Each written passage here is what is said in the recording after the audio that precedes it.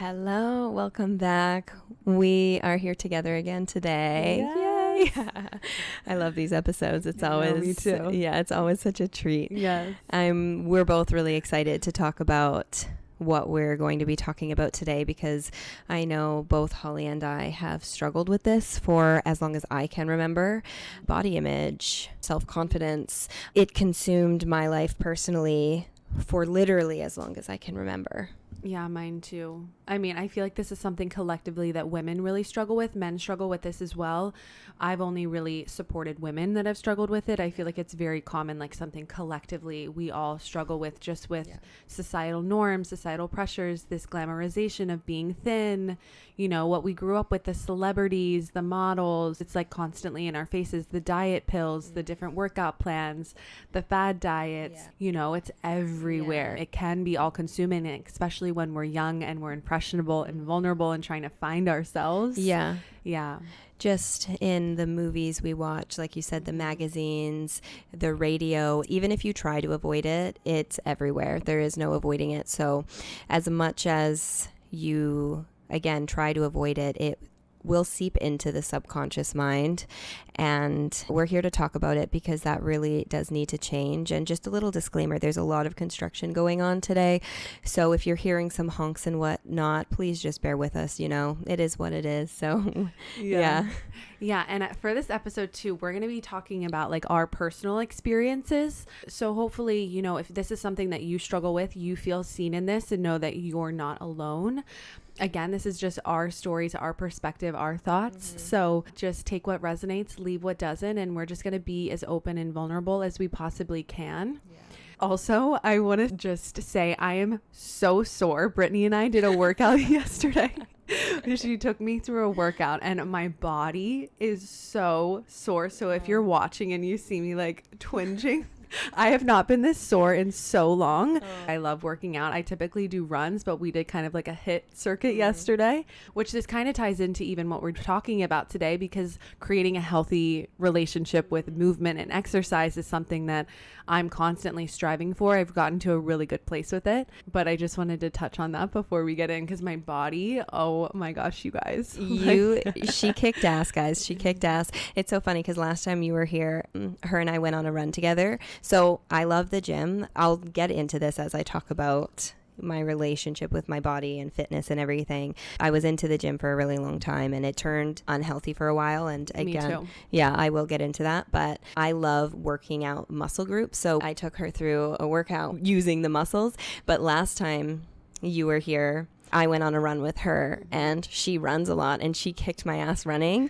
So I love running. Oh my gosh. Yeah. Running is just my form of meditation too. It's like such a meditative state for me, just like a way to really get in my body. So us doing like the muscle groups and squats and push-ups, I cannot do a push-up to save my life. So yeah, it was just it was a lot. It was good. She killed it. But let's dive in. Did we want to talk a little bit about our stories first? Yeah, I think we get into that a bit. Yeah. Okay.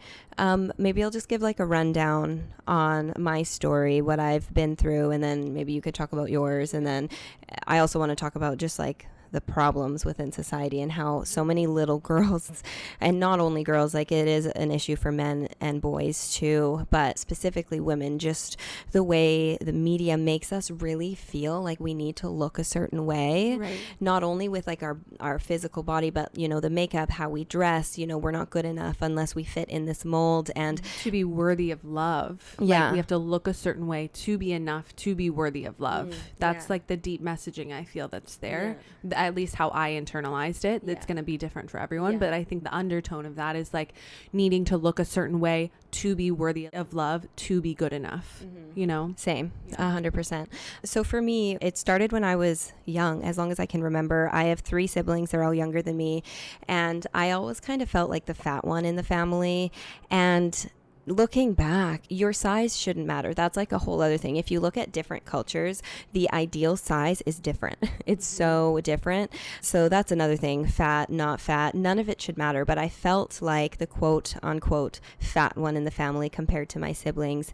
My parents would make comments, oh, once on the lips, forever on the hips, Brittany, or, oh, you're gaining some weight, you should lose weight. And genuinely, it came from, I want to say a loving place. Like my parents genuinely love their kids more than anything. So this is not me trying to shit talk my parents at all. They did the best they could with the tools they had, but that left some scars on me. Can I say something really quick about that too? Because I'm learning about this too, because I just read the book Fat Talk.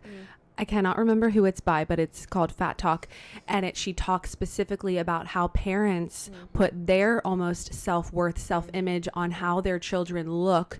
And they can be judged if their child is overweight. It looks like bad parenting, when really children are supposed to come in all different shapes and sizes. We are not all meant to be thin. And sometimes the thinnest people are actually very unhealthy. Just wanted to put that out there as you were saying that, because there is this reflection. Parents think that their children, what they look like is a reflection of them, a reflection of their parenting, when really that couldn't be further from the truth. You know, you just want to cultivate children that love themselves, fully love themselves, no matter what they look like. But we're learning, you know, it's not that your parents were bad people. They were doing the best that they could. But I really want to encourage people to really shift that too. And just wanted to touch on that. No, and thank you for saying that, because that makes perfect sense. That makes perfect sense.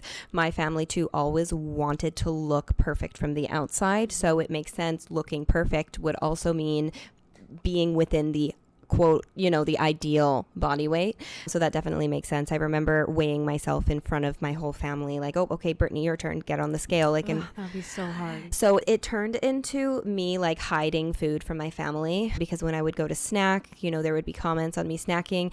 And it's funny, this morning, me and Holly compared our hand size. Like, I'm 5'0".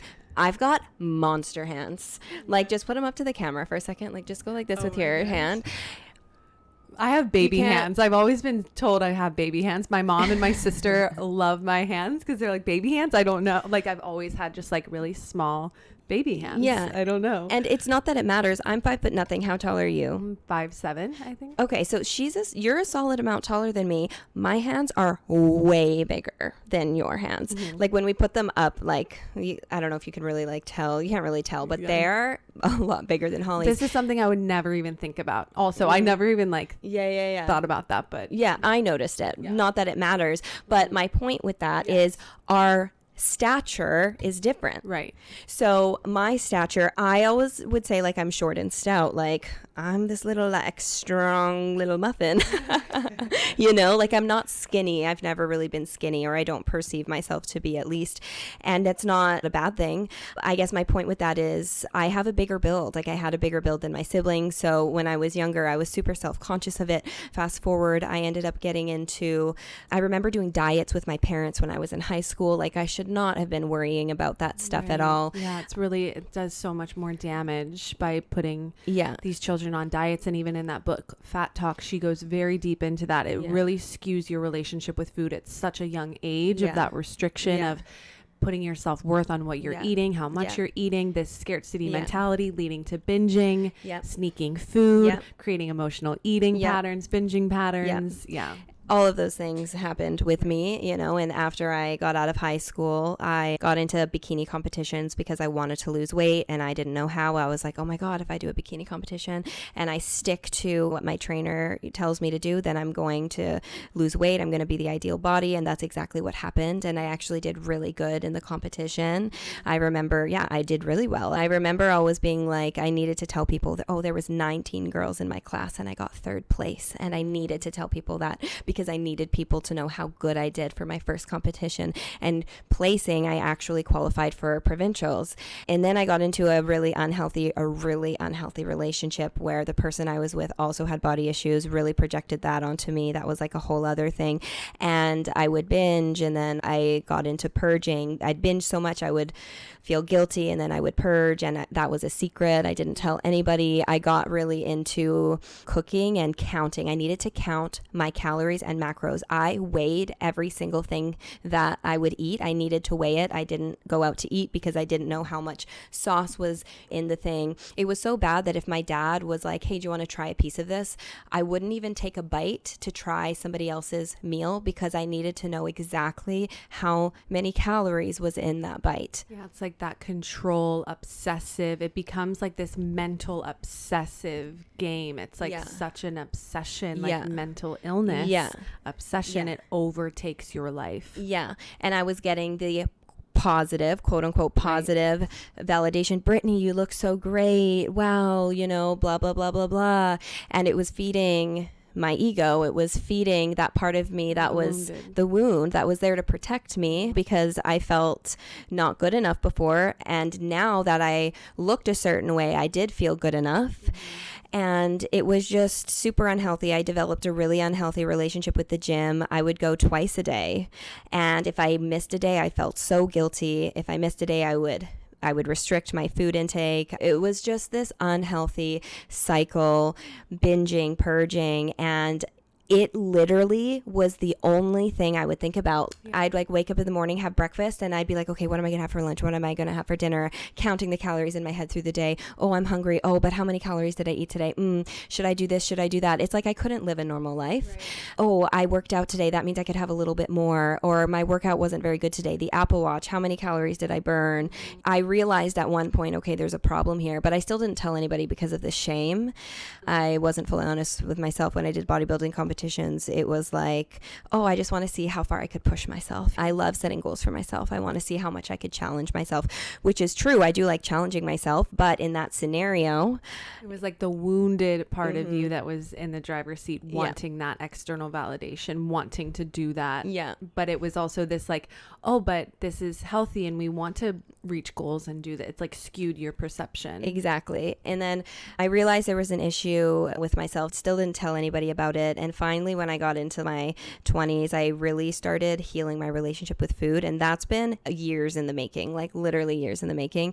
I remember like binging too. Like I binged a lot. I really had a problem with binging. And when I say binging, I mean like I would eat so much, you guys, that I was so full, like binging, like actual binging, because some people say they binge, but it's like maybe overeating here and there. No. Like I would eat so much food in one sitting. And I want to just touch on this really quickly to deeply understand why we binge.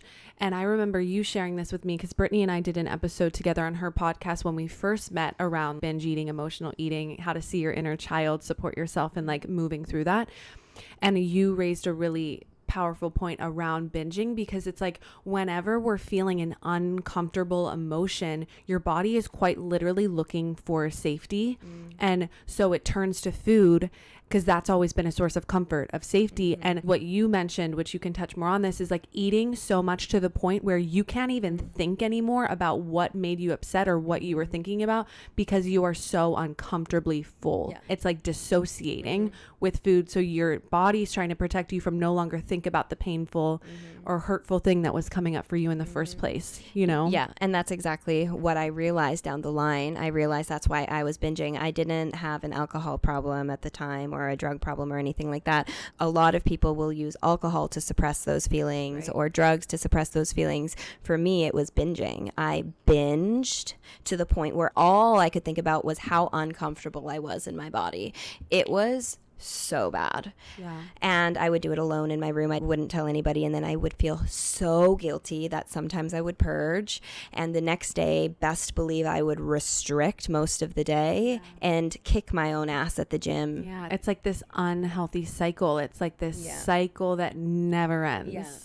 Yeah, exactly. And eventually, with time, I healed my relationship with food. I mean, it's still something I work on, but eventually I got to a place where I didn't need to count calories, count macros anymore. And now I'm at a place where I really listen to my body, but that took years. Like literally, I've been working on this for years. And then with my relationship with working out, it took me to like not go to the gym for a really long time. It got to a place where I'm like, I hate the gym now. And I stopped going. There was a few periods where I just completely stopped going to rebuild my relationship with moving my body. And it's like, okay, I don't need to go to the gym. I could go on a walk. I could stretch. I can go on a hike. But it took a period of me doing nothing and actually gaining quite a bit of weight to like reset my hormones. And like, it was really interesting how it happened. I'm just giving the story in a nutshell here.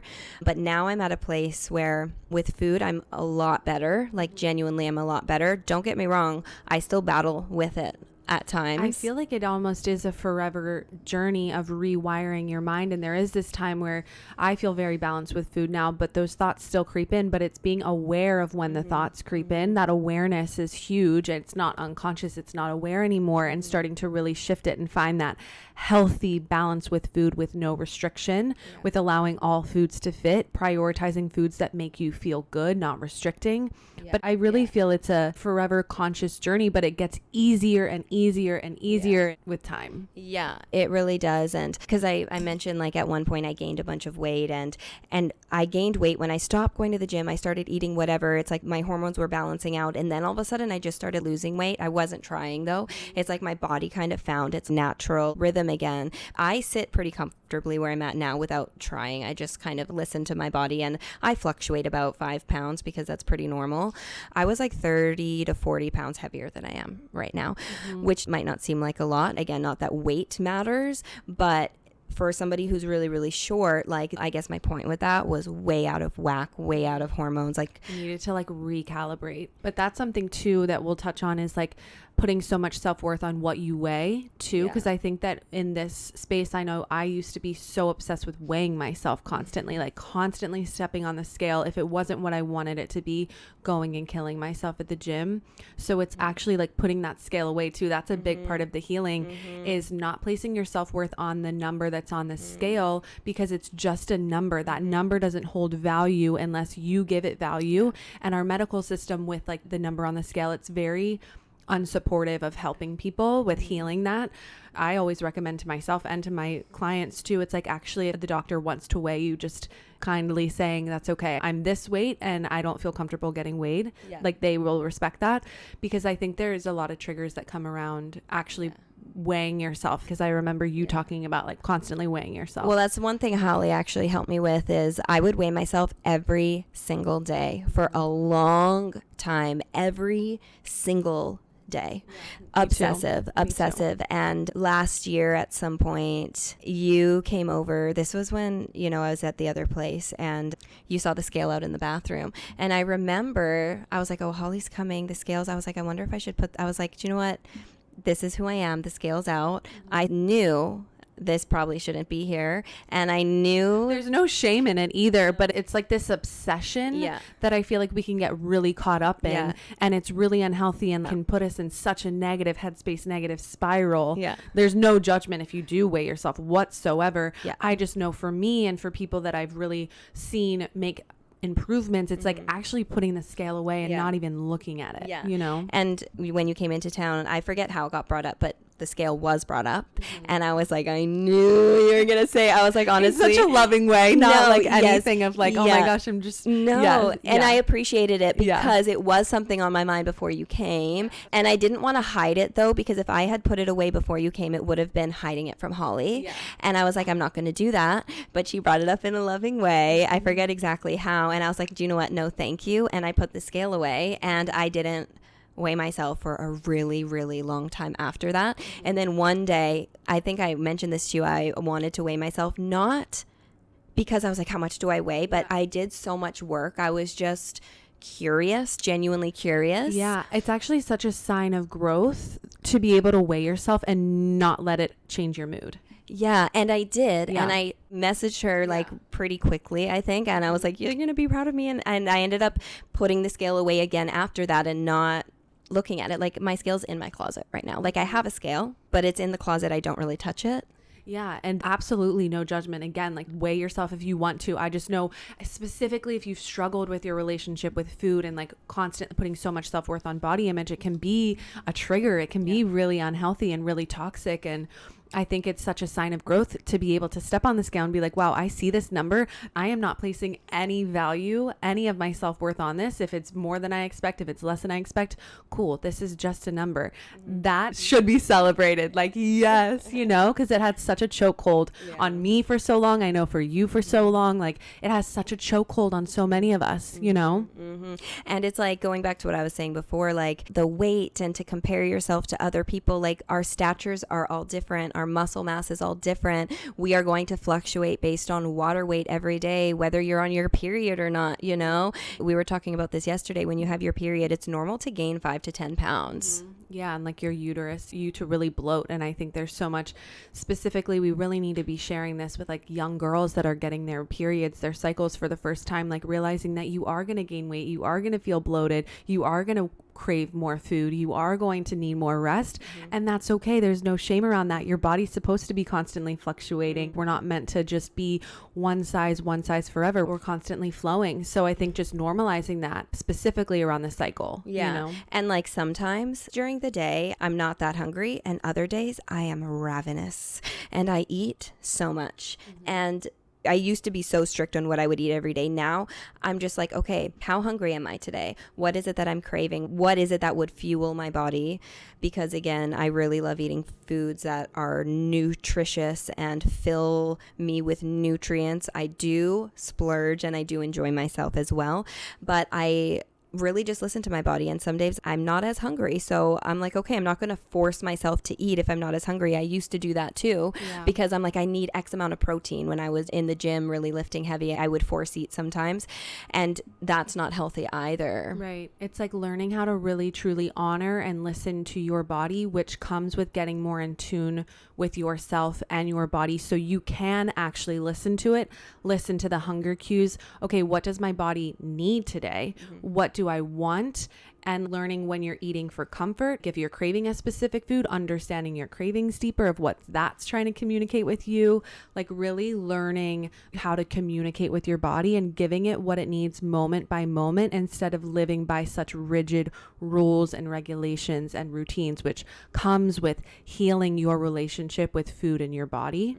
That was basically just my little story there. There's a lot more I could talk about society and stuff, but I'm curious about your story as well before we kind of get into those other parts. Yeah. So thank you for sharing that. Yeah. I think we have very different stories, which is really good. It's going to resonate with different people, because for you, yours started in your home with your family.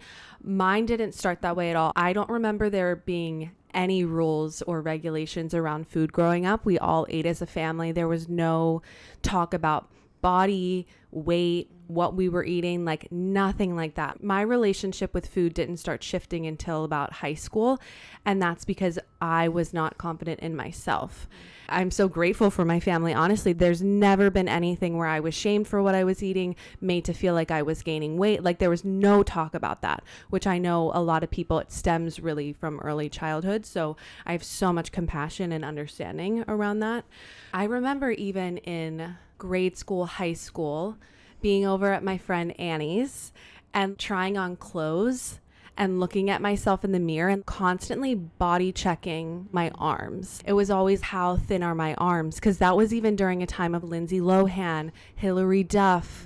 I really looked up to Lindsay Lohan. I don't know why. I think it was like Nicole Richie, like these girls who were really thin. 2000s, right? Yeah. I was going to mention that before. 2000s was such, if you grew up in, I mean, I was born in 93, you were born in 92. Yeah. Growing up in the 2000s was so toxic in the media and being sick thin, and even Amanda Bynes. Like, I'm just trying to think of the people who I was really watching. We're interrupting this episode to share something close to our hearts, our virtual healing circles. We have been loving them so much and meeting so many of you incredible people through them. Brittany and I are passionate about bringing people together to support one another and heal in community. We felt alone on our paths for so long, and coming together in community has been instrumental to our growth, and we've both seen the importance in it. We aren't meant to do this alone. In unity and vulnerability, we find strength, courage, and support each other on our paths back to ourselves. Our monthly virtual seminars blend discussions, workshops, and practices to nurture your mind, body, and spirit. Whether seeking guidance, healing, or a listening ear, our gatherings offer a safe, inclusive space for people to connect, heal, and grow. Join us on this journey of healing in community. Together we can heal, grow, and thrive. Register for the next circle using the link in the show notes. We hope to see you there. for me, it was my legs. Yeah, mine was definitely my arms and my face, because I always had like thinner legs. But for me, mine started because I had a really low self-esteem. Like, I was not good at sports. I was not getting good grades. I was more quiet because I was very sensitive growing up. Now I understand I was very sensitive to energy and I was very emotional, but that didn't really get cultivated because no one knew how to cultivate that, you know? So I internalized all of my wounds is I am not good enough. I am stupid. I am not good enough. I'm not good at sports. I'm not good at anything. But I get accolades because of what I look like. I placed so much worth on what I looked like because that's how I got attention. That's how I got attention from guys. Like, I did always have a boyfriend. I did always have people interested in me because of what I looked like. So I placed so much worth on what I looked like. So growing up, it was like, yeah, looking at myself in the mirror with my friend, and I'm constantly checking my arm, trying to fit my hand around my wrists to see how thin they were. I remember watching Lindsay Lohan. She had her arms crossed and her hand could fit around her forearm, like almost. And so I remember trying to do that, like trying to see like, oh my gosh, can I fit my hand around my forearm? And I couldn't. So your it's tiny like, hands. well, yeah, Your tiny hands. So as we talked, full circle moment here. Yeah. And like checking my thighs, like putting both hands around my thighs to see how big they were, like if I could fit my hands there. It's like constantly body checking. I remember doing that even in high school, but I never had an issue with food in high school. I ate whatever I wanted. I would come home, I would have ice cream. I genuinely never thought about what I was eating because I always played sports though. Like I did play volleyball, basketball, swimming, and my family we have a smaller figure. So I really never had an issue. But I remember being fixated on what I looked like and putting a lot of my self-worth on what I looked like.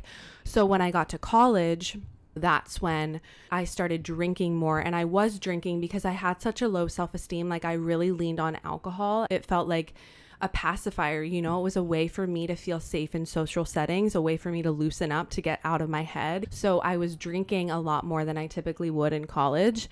And with that comes like late night eating and coming back. And, you know, like I'm from Ohio too. So like I went to Ohio University. That's a big drinking school, like just partying. And so freshman year, I was drinking more than I had eating. I was like out of my family home. You know, we're not even taught how to eat. We just go to these dining halls and we have like all of these different pizza options, like so many different options. And I had a conversation with one of my friends in college. It's like, we were never taught how to eat. Like our families fed us protein, carb, fiber. Like it was never talked about the importance of nutrition, like never eating for nutritional purposes. It's just like whatever was for dinner, never taught. So like just eating all of these different things at the dining hall, drinking on top of that, already having such a low self-esteem. Like I remember getting a message from someone that I went to high school with that said like, if you gain weight, I'm not going to be friends with you anymore.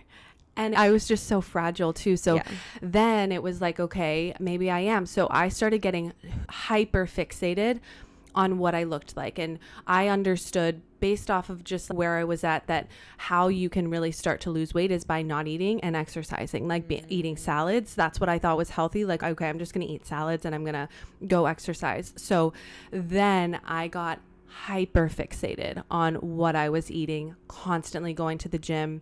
Like when I tell you I was obsessed with the elliptical, like I would go and be on the elliptical for like an hour and a half, go weigh myself. If it was like a pound, what I didn't want it to be, make myself go back on the elliptical for another 40 minutes. Then the scale had a chokehold on me. It became the addiction, the obsession of like, okay, I'm going to work out every day, no matter what my class schedule is. I'm going to get to the gym. And then I would just eat salads. I was eating basically one meal a day, just eating a salad and then going to the gym. And I started losing weight and I got really thin when I first started doing this, but I was still drinking. It was a toxic cycle of getting really drunk, not eating, like passing out, getting really hungover, really sick. Like I was known for being hungover because nothing in my system was absorbing the food or the alcohol. So I would get so sick. I was just in such this toxic cycle starting freshman year of college. Yeah, I got very thin, but no one knew. Like it was very much a secret. You know, there was one person in my life that I feel like really knew and I kind of pushed her away, which I love her so much. But it was very much like my defenses were up. And if anyone said anything, it's like, oh, I'm just trying to be healthy, like getting defensive. Like, am I not allowed to be healthy? Like, can I not go to the gym? Like, you know, like that defensiveness. So yeah, that kind of spiraled. So I was really started out of just having this hyper obsession with going to the gym. It became an addiction going to the gym, and it was just doing the elliptical, just doing cardio, and then eating as little as I possibly could. Like I was allowing myself one meal a day. That kind of lasted for about a year. My sophomore year was really hard for me. That's when it was like, okay, I got thin, but then it's like, how long can you actually keep up not eating? So then there was times where I would start binging, and there was times where I would purge in my dorm room, and it was such a secret, like really doing it when people weren't there. My roommates weren't there, but it was such a toxic cycle. And I knew in my mind, what am I doing? Like, this is not healthy. This is not sustainable, but I was in it so deep. And like, again, so fixated on what I looked like. And I was getting people that were interested in me, you know, like I had people that were interested in me. Yeah. You talked about how unhealthy you were and nobody knew. I talked about how unhealthy I was and nobody knew.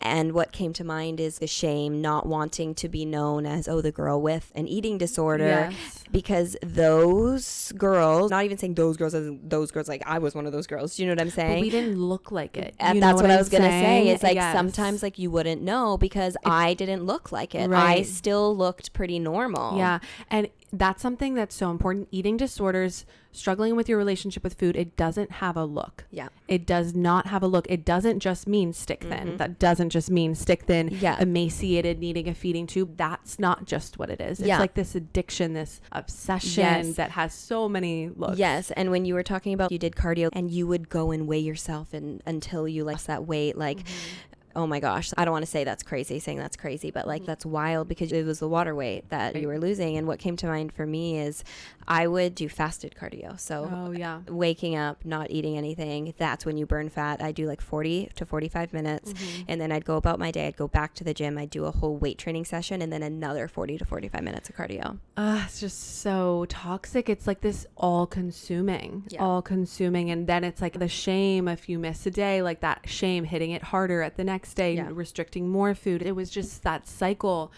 And I was in it. I was in it in college, that sophomore year. Oh my God. And there was a point, I look back at pictures and I do look really thin. That was like at my point where it was like I was really thin, like binging, purging. That didn't last for too long, but that was definitely a piece of it for me. But then it was, how long can you keep that up? You can't keep that up. I was constantly going out too. And you noticed that you were really thin at one point. Right. I was definitely thin at one point too when I was doing my bikini competition. But for me, it was almost like the opposite. It's like when you restrict yourself so much, sometimes your body actually will hold on to the weight. Survival. Yeah. And that's why when I started eating normally, I gained weight because my body's like, oh my God, I'm going to need to hold on to this because I don't know when she's going to not be getting this again. Yes. You know? It's in that survival mode, holding on to fat to preserve. And something that I want to say too, really quick, is people comment on weight all the time. And I'm not going to say who, but somebody in my family, not immediate family, but somebody in my family just last year commented on my weight because I was, I guess, slim in comparison to what they knew me as. But what they knew me as is when I was not healthy, when I was actually heavier because of holding on to that weight. And they made a comment like, oh, Brittany, you need to be careful. Like, you're looking basically what I look like now. And I just let it go. I didn't say anything. But that's so toxic because little did they know I was actually unhealthy when I was... Right. You know what I'm saying? We can't comment on that. And also it can be really triggering to be like, oh, you look really healthy. We need to not comment on what people, and if we do, it's going directly to that person. And like, actually, if you have concern from a loving place, having a conversation, but it's so normalized to just comment on what people look like. And it's really damaging because you have no idea what other people are going through with their relationship with their body. It's such a sensitive topic and we need to be really conscious of it because it can make someone spiral. Like a comment like that to me saying, if I gain weight, you won't be friends with me, made me spiral. Someone like that saying that to you, if you weren't in a place to handle that, that could have made you spiral. Especially these young girls, so impressionable, wanting that validation. It's so harmful to comment on people's weights, bodies, looks. So thank you for bringing that up. Something too that I realized during this time too, I lost my period.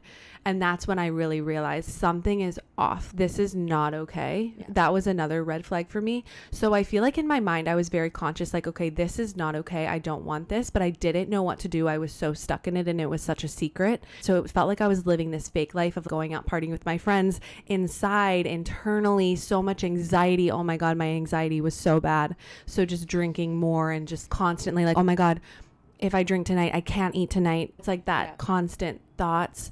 So my junior year was a time where I was really like, I can't do this anymore. So I actually did end up talking. I loved my roommates my junior year, and I loved the girls that I lived with. And I was finally at a breaking point, and I shared with them what was going on, and they were really supportive. I didn't share everything, but I was like, I'm really struggling. And I remember going to a counselor at OU, at Ohio University, and saying, I feel like I have a problem with an eating disorder. Like, I feel like I have a problem. Like, I need help. And they're like, well, we need your parents' approval for you to do it. And it's like, I was trying to fight for myself. Like, I was trying to get help, but I also didn't want to share with my family. I didn't want them to worry about me. And it's like, at that time, guidance counselors, like, this is a girl coming to you for help, and you're pushing her away. No. Because I know if somebody said that to me, I would not go to my family. There's no way, because I could not talk to my family about a lot of things, let alone something like that. Yeah. So it was just like, I knew that I was at a place of desperation, and I was trying to get help. Like, I was trying to.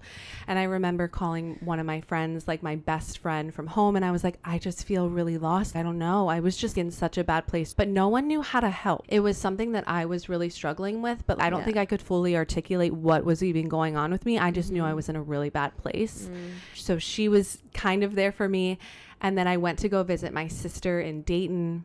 She was at Dayton University. And I remember, again, like, it was my junior year. I was like, I need help. And we were drinking together. And I ended up telling her, you know, like, I don't know what's wrong with me. Like, I'm really like restricting, but then I'm purging. Like, I'm just like in a really bad place. And Caroline, I love my sister so much. Her and I are best friends. I love you so much. I love her so much. She was at this place of disbelief of like, no, you're not. No, you're not. Like, it's okay. You know, not wanting that for me. And I totally get that. I totally. And I'm like, okay, maybe I'm okay. Maybe I'm okay. But I knew in my heart, my mind had been changed for good. Yeah. My mind had been changed for good. These thoughts would not go away. It's a mental illness.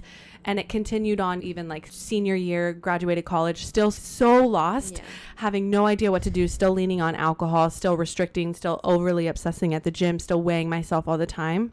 Then that's when I went to an intuitive medium, because I was at this place of desperation. And he said, you need to learn how to love yourself. When you get your self-love right, everything in life is going to fall into place for you.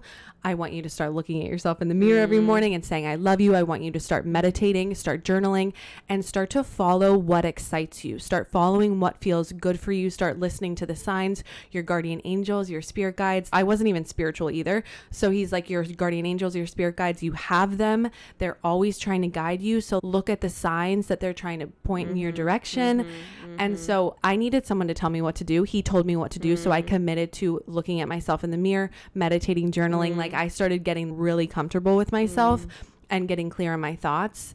And then IIN, the Institute of Integrative Nutrition, like an ad for that kept coming up on Sahara Rose's podcast, which I had no idea how I even found Sahara. Like that was a divine thing for me too. Earth angels. Yeah. Something I want to touch on, looking yourself in the mirror. I think we talked about this in the other episode. Yeah. Like you said, it's a really good way to see where you're at on your self-love journey.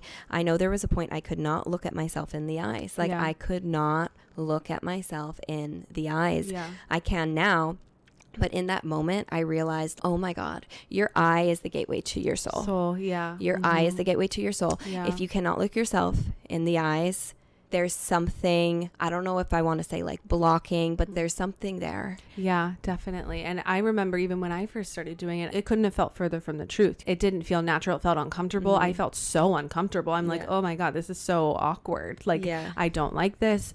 But I kept showing up, and it's like continuing to show up for yourself, getting curious about, why is it so hard for me? You're just looking at yourself. It's safe. You're safe. I always too have people say, I'm learning to love you and I am safe. Even like saying I love you is too confronting. It's like, I'm learning to love you. I'm committed to loving you and I am safe. Yeah. It's like a really powerful way to understand where you are, a really powerful way to start reconnecting with yourself and your body.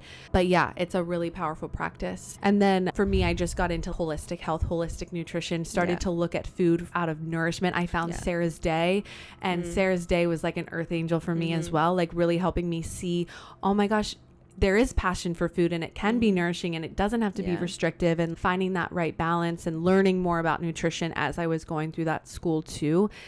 And then my healing journey really started from there, of like learning my inner child and realizing my relationship with food was a direct mirror to the relationship I had with myself. Yeah. And when I started to heal my relationship with myself, my relationship with food and my body naturally followed. Yes. Yeah. Yeah. Same with me. Right. It's funny hearing your story. We have very different backgrounds. Yeah. Even with like you always having a boyfriend, I was the opposite. I never had a boyfriend. Yeah. I wanted to, though. It was like the opposite for me. Just so interesting. But talking about how it's a mental illness, I really believe that there are so many people with these mental illnesses and they're not even aware. It's sad to say, but I feel like it's the norm. Right. It's a collective thing. It's a collective thing we all struggle with, and it's not talked about. It's normalized. Yeah. It's normalized to constantly be going on these diets, to constantly be trying to lose weight. And people are so sexualized, you know, men and women, especially women.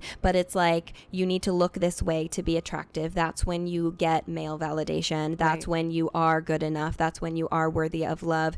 Pretty privilege, things like that. It's a real thing. It's a real thing. Sometimes people, not everybody, and it's sad that this is the reality, but you are treated differently.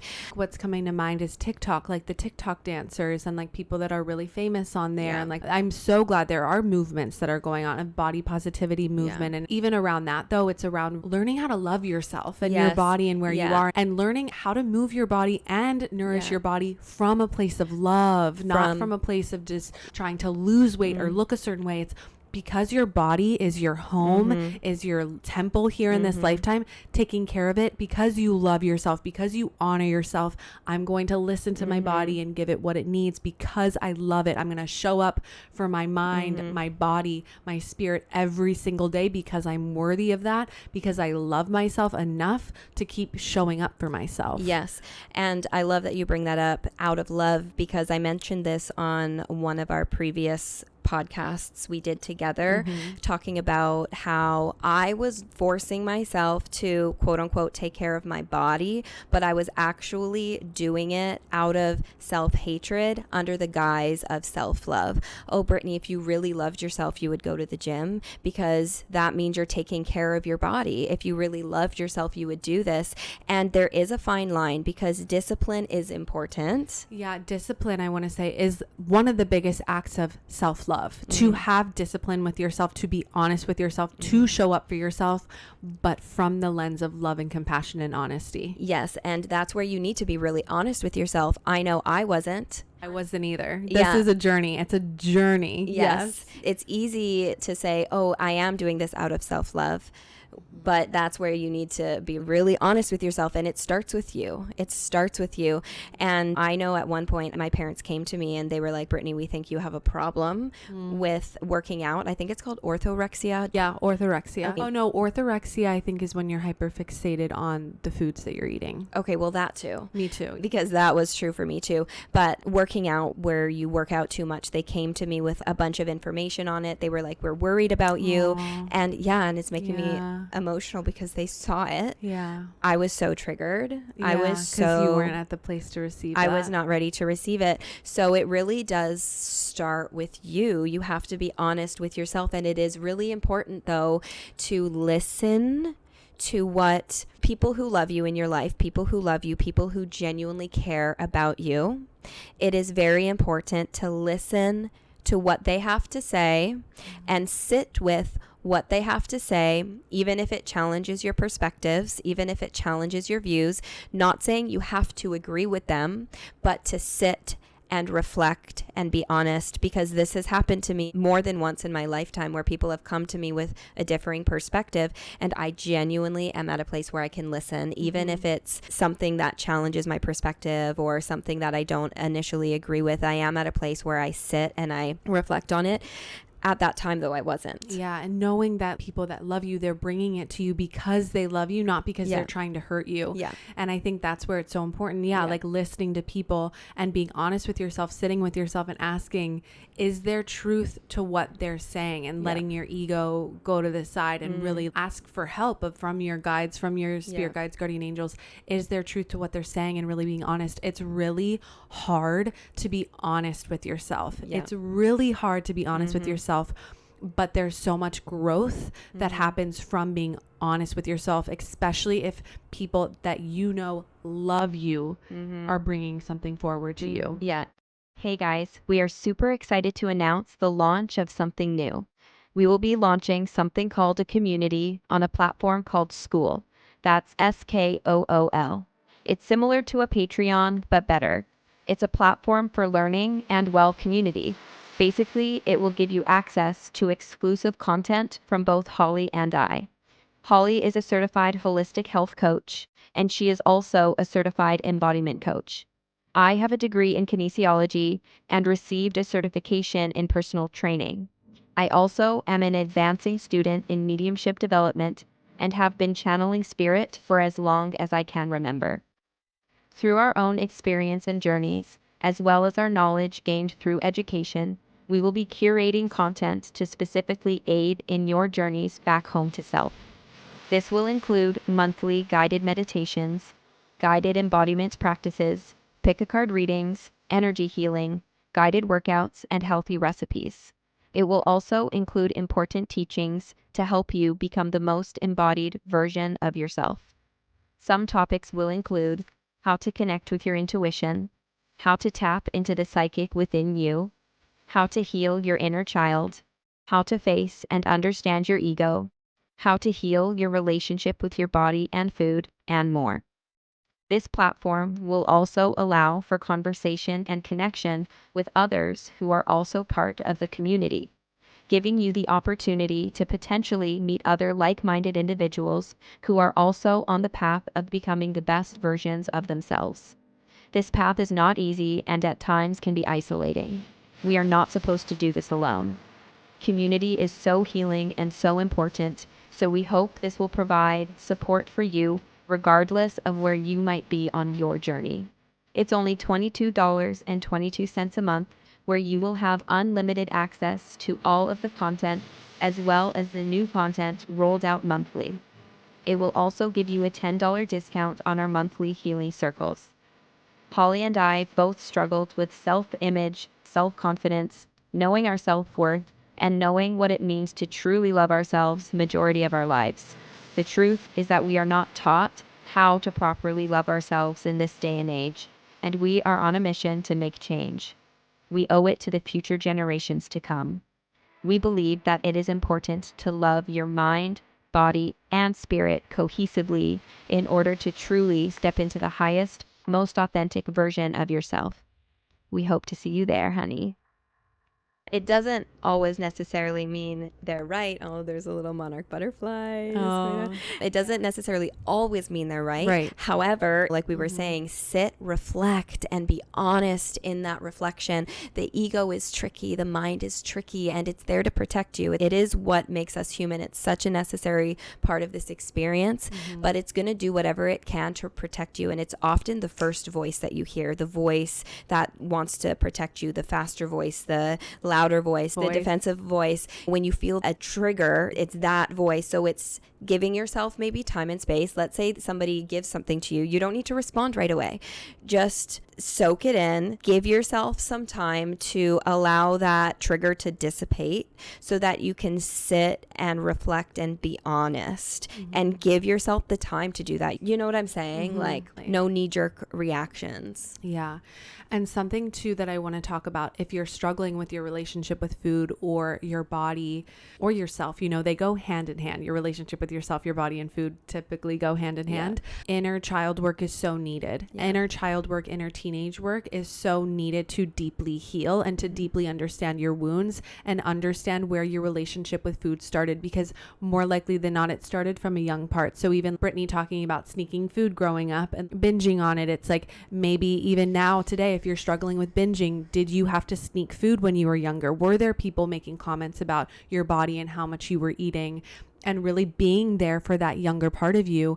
And anytime you're wanting to binge or emotionally eat, it's like getting curious about the emotion that is coming up for you. What younger part is this triggering? And how can you sit with yourself, breathe to create that safety in your nervous system, safety in your body, and actually be that nurturing, loving energy to that younger part of you, and feel the emotion that Yeah. you're feeling instead of feeding the emotion that Yeah. you're feeling. Yeah, because you can heal. Yeah, I love that. And I'm going to give a quick example because this just happened to me right before you came to visit. Like a week ago, I ate too much. Like I overate, and it brought up those past feelings of feeling guilty. And I remember like going to bed, and the next morning I was thinking about, okay, I ate so much last night. Like my first thought was don't eat breakfast. And then I was like, Conscious awareness. I was very aware. And this was the younger part of me that had that thought. And I literally talked to myself. I was like, honey,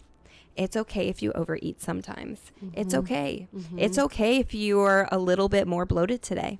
It's okay if you gain a little bit of weight because of that. It's okay. You're hungry. Go eat breakfast. Yeah.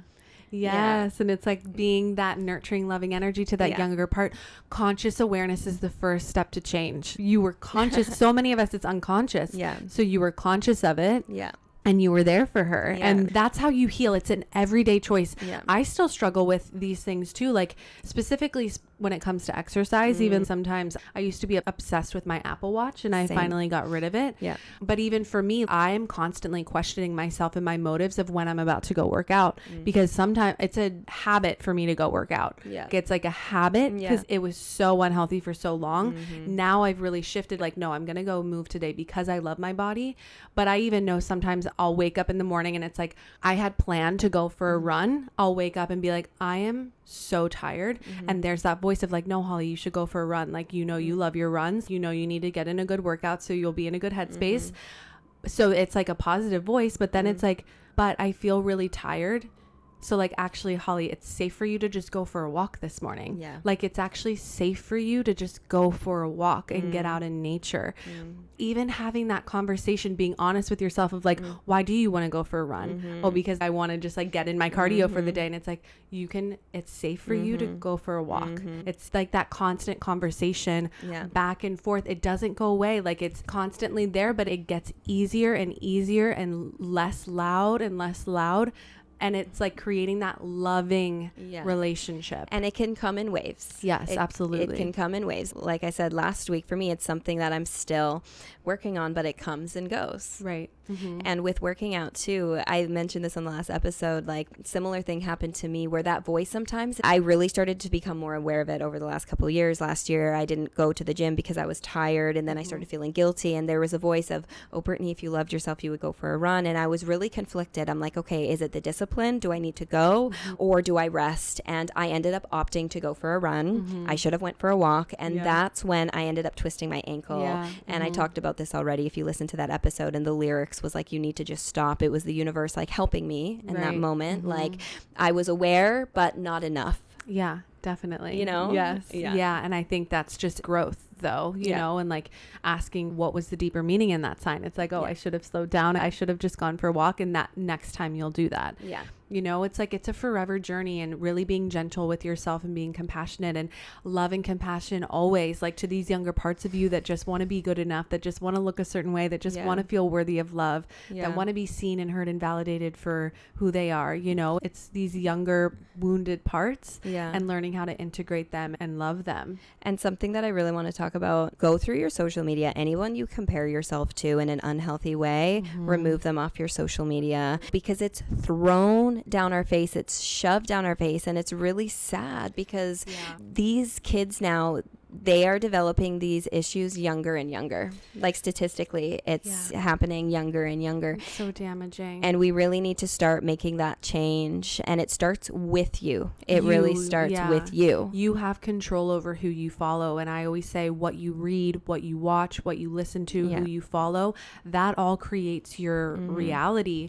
So it's being so conscious of the content that you're consuming, the people that you're watching. If anyone does, if they make you feel bad, you have the power to unfollow and follow more inspiration, motivation, love, healing, you know, fill your mind with that and you'll start seeing your reality shift as well. Yeah.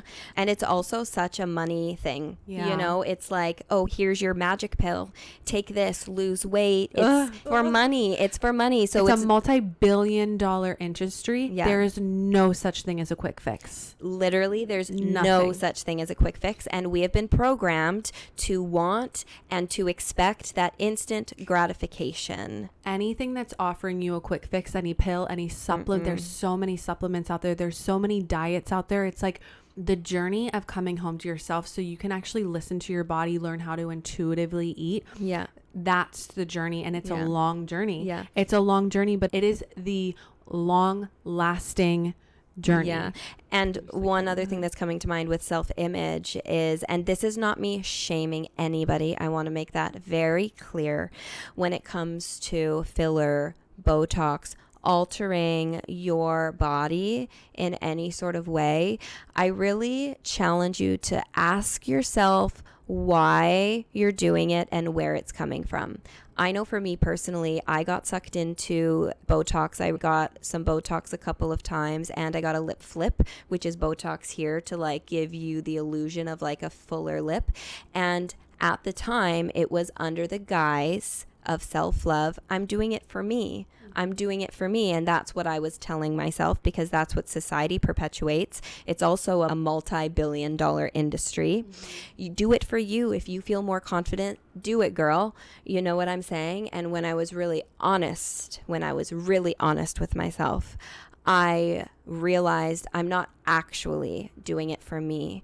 I'm doing it because society makes me feel that I need to look a certain way. Society makes me feel like gaining some wrinkles is ugly and I want to be attractive. You know what I'm saying? Yeah, I think we just starting to shift that. Yeah. And again, this is not me shaming anybody. I don't judge anyone. I know so many of my friends, so many people in my life that get Botox and filler and all of that. I have absolutely no judgment. I myself haven't done it just because I haven't felt called to, but who knows? I don't know what my future is going to look like, how I'm going to feel with aging. I genuinely don't know how I'm going to feel with aging. Yeah. I just know that I do love myself. I love my natural look. And I think when we can really come together and embrace what we look like and honor that, something that came to mind, which this is just something to think about. I was talking to my mom and my sister about this because I was like, this is just really interesting, you guys, because I'm opening up more to that too, of why do we feel the need to get so much plastic surgery and Botox and all of that? Again, absolutely no judgment whatsoever. I'm just more so getting curious about these industries. And I was like, it's so interesting though, because who are we doing this for? And look at the people. It's mainly men that are working in these industries. Like maybe there are women, but it's mainly men that I see that are administering the Botox and the plastic surgery. And it's so expensive and it's a really lucrative industry and feeding off of women's insecurities and needing to look a certain way. And then I was like, oh my gosh, you guys, I think we're onto something here. It's just like, I'm really starting to think about these things too, not from a place of shaming anybody in any way, but it's like, whoa, I've never thought about this before. Curiosity and where it stems from. And that's what I needed to do. And something else that I really want to talk about too is makeup. And again, I love to wear makeup. This is not me saying that you should not wear makeup, but with my journey, and I was telling Holly about this, when I was really on my healing journey, I went through a time where I did not wear makeup for a long period of time. And only very recently have I started wearing makeup more regularly again. And I came to realize that falling away from all of the makeup, the mask, the Botox, the everything, I needed to fully fall away from it to love myself for raw, authentic Brittany. Because in the past, I would wear the makeup because I was like, okay, I need to look pretty. I want to cover up my blemishes. I want to cover up my wrinkles or whatever it may be. I wanted to cover it up because I felt prettier. I felt more worthy of love when I had a little bit of that mask on, and really falling away from it and really healing and really learning to love me without any of that stuff, now I am at a place where when I wear makeup, it's not coming from the wrong place. It's not coming from I'm doing this so that I feel worthy. Do you know what I'm saying? It's like finding balance, not trying to hide who you are, not putting on a mask, not trying to be somebody that you're not, but finding that right balance of actually embracing your natural look and then using makeup to like accentuate your features and play around and, you know, self-expression. It's a beautiful form of self-expression, but then there's a light and dark to everything. There's a light and dark to every industry. Again, the makeup industry, look at how many products are out there. It's so much money. It's just getting so curious about why we feel the need to buy all these things. And it's fun. It can be really fun. You know, I love wearing makeup. I love getting dolled up. I love going out for a night. Yeah. But it's also embracing the natural me. And I love that as much as I love me with makeup on. But it's being honest and understanding, finding balance literally in all things in life, with food, with your body, with movement, with makeup, with filler, with everything. And one thing I want to say too, because you're right, the balance, and we pulled some cards and all the balance cards came out and we're talking about balance today. It's all about balance. But on my journey personally, pulling away from makeup, pulling away from all of it with the gym, I stopped going to the gym for a really long time. It's like if you feel like you're at an unhealthy place within anything, whether it be working out, whether it be makeup, whatever, this might challenge you, but this helped me. And it just kind of happened naturally by pulling away from it and not doing it for an extended period of time to love myself outside of that. Yeah. Do you know what I'm saying? Yeah. Challenge yourself. I mean, I'm not telling you what to do. Everyone's journey is different, but I'm getting chills as I'm talking about this. I found myself outside of these things and I needed to pull away for an extended period of time. And now these things are coming back into my life, but in a healthier way. I'm excited to go to the gym again now. I was telling Holly, I'm like, I love working out. I have my personal training certification. I genuinely love it, but now it's coming back into my life in a more balanced way. I'm not making it my identity. I'm not doing it because I need to do it in order to receive love. So if there's anything that you're struggling with, try pulling yourself out of it. Find yourself outside of it and then reintroduce it when you feel like you're ready to introduce it in a better place. Yeah. And something too that's coming to mind, which I'll get into another episode around this too, but something too that I find that I used to place so much of my self-worth on was my wedding ring, my wedding band, my clothes, the material items that I had further along body image, which we'll get more into. But I even challenged myself because I realized I placed so much self-worth on my wedding band. I challenged myself to, I don't need this. And I ended up getting my rings unsoldered, and now I just wear my actual wedding band, and I love it so much because I realized I needed so many diamonds because it was feeding a wounded part of me. And now I'm at this place where it's like no halls. Like I do fully love and accept myself where I'm at, and the ring that I have, just my band, is me. It's me. And I did start getting rid of clothes that I had, almost kind of going minimalist, not because I feel like having things is a bad thing. I just want good quality things that will last. You know, I got really curious about everything in my life, and even like the filters on social media. This is something Brittany and I talked about, which I used to always edit my photos, and I never did body Photoshop. Like I never slimmed my body, but I would always take the dark circles under my eyes out and like always wear a filter.